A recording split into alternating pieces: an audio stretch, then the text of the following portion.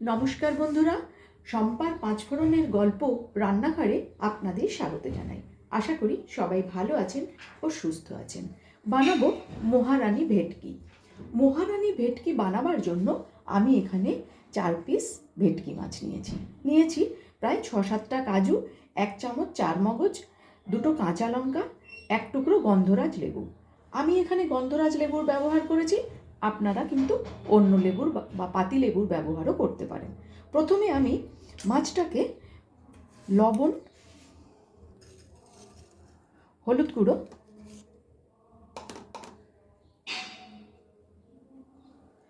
দু চামচ ময়দা,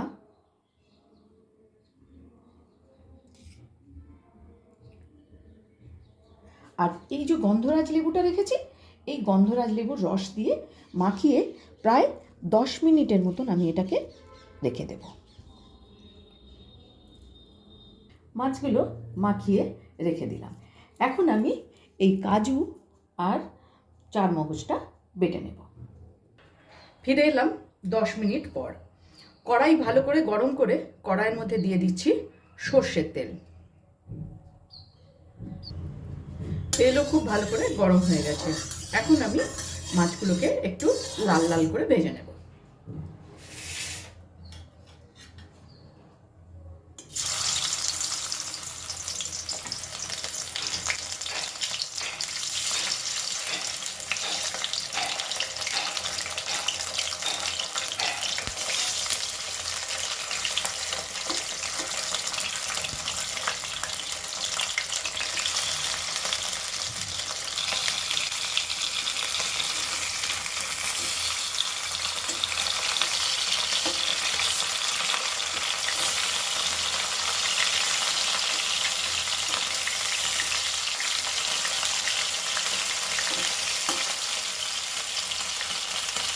মাছগুলো লাল করে ভেজে নিয়েছি, এবার এগুলোকে আমি নামিয়ে নেব। মাছ ভাজার এই তেলের মধ্যে দিয়ে দেব তেজপাতা, দিচ্ছি 1/2 চা চামচ পরিমাণ গোটা জিরে। ফোড়নটাকে ভালো করে একটু নাড়াচাড়া করে নেব। ফোড়নটা নাড়াচাড়া করে নিয়েছি, এর মধ্যে এবার আমি দেব 1 চামচ পরিমাণ পেঁয়াজ, আদা আর রসুন বাটা। এটুকু দিতেই হবে, আমি এখানে খুব একটা মশলার ব্যবহার করব না। সামান্য পরিমাণ একটু জল দেব যাতে মশলাটা পুড়ে না যায়।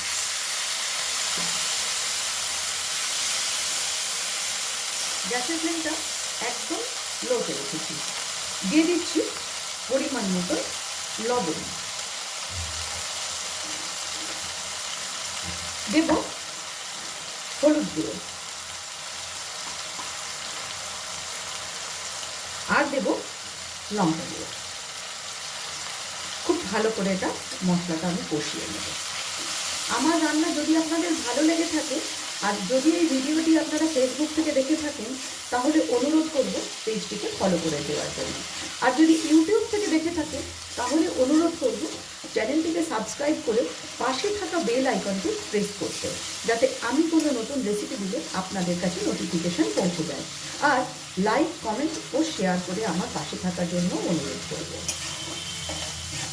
মশলাটা কষানো হয়ে গেছে, এখন আমি এর মধ্যে দেব এই কাজু আর চারমগজ বাটা।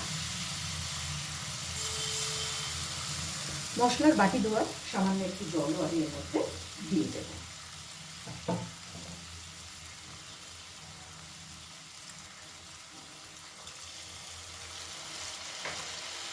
ভালো করে এবারে সমস্ত কিছু একসাথে কষিয়ে নেব। গ্যাসের ফ্লেমটাকে এবারে মিডিয়ামে করে দিলাম। খুব ভালো করে কিন্তু নাড়াচাড়া করতে হবে, কারণ কাজু আছে তো নিচে লেগে যেতে পারে। আমি কিন্তু খুব সহজভাবেই এই রান্নাটা আপনাদের করে দেখাচ্ছি। একবার হলেও বাড়িতে বানিয়ে দেখতে পারেন এইভাবে মহারানী ভেটকি, দুর্দান্ত হয় খেতে।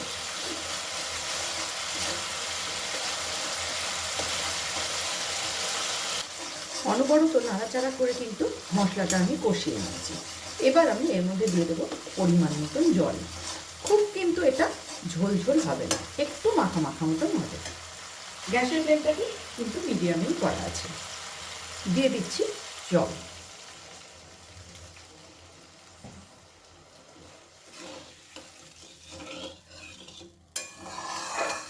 ঝোলটা ফুটে ওঠা পর্যন্ত অপেক্ষা করব। তার আগে দিয়ে দেব দুটো কাঁচা লঙ্কা।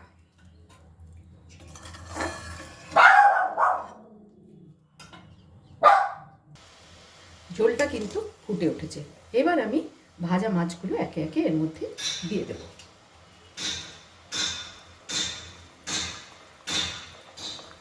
ভেটকি মাছ কিন্তু এমনিতেই খুব নরম হয়, তাই এটা বেশিক্ষণ কিন্তু ঝোলের মধ্যে দিয়ে ফোটাবার কোনো প্রয়োজনই হয় না।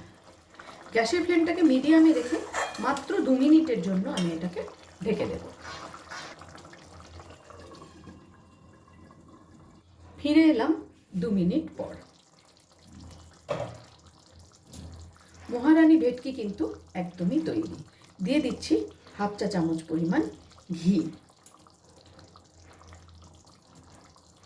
5 মিনিট স্ট্যান্ডিং টাইমে রেখে আমি নামিয়ে নেব।